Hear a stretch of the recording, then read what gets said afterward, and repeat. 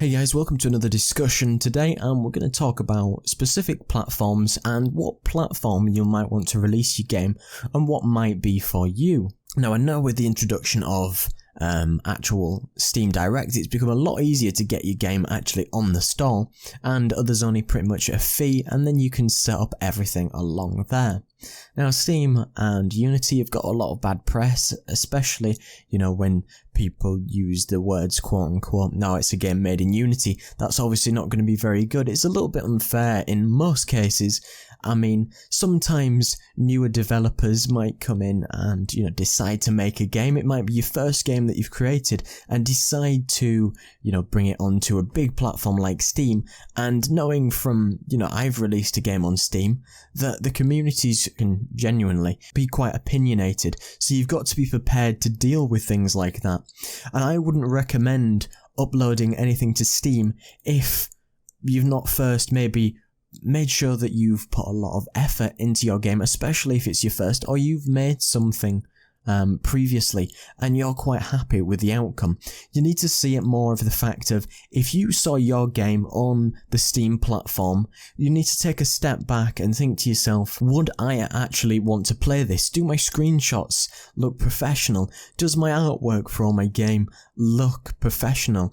Let's say we can look at Resident Evil 7, and I know this is more of a AAA standard, but it's good to have a look at other store pages and things like that, and have a look at how they've set everything out, what they've written, what images they've created, what the things they decide to do in the discussions, how they reply to the customers themselves, how they organise their entire page, if they've added achievements, what support that they give. You want to make sure that you've got a good trailer. Like I mentioned before, if you were to browse a catalogue like Steam, would you want to see, or would you want to pay for a game where it looked like somebody might have spent a week making some assets or something cobbled together from the Unity store, or some tutorials that you found on YouTube? So you've got to think of it that way.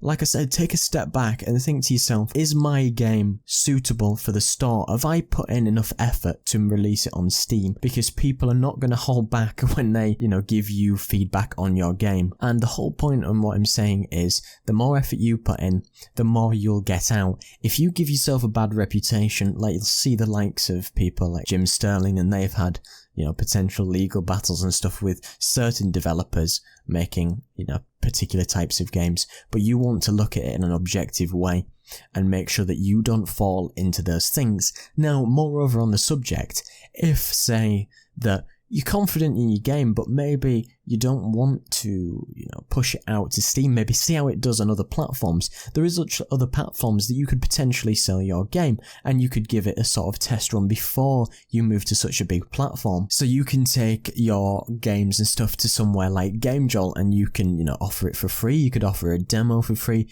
You can even charge with the introduction of the marketplace.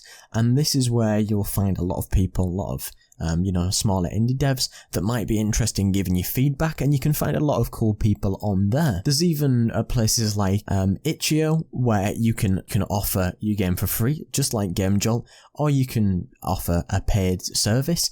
And just because I was pointing out that we say quote unquote that Steam should have better quality, that doesn't mean to say that you don't see top quality games on platforms such as this.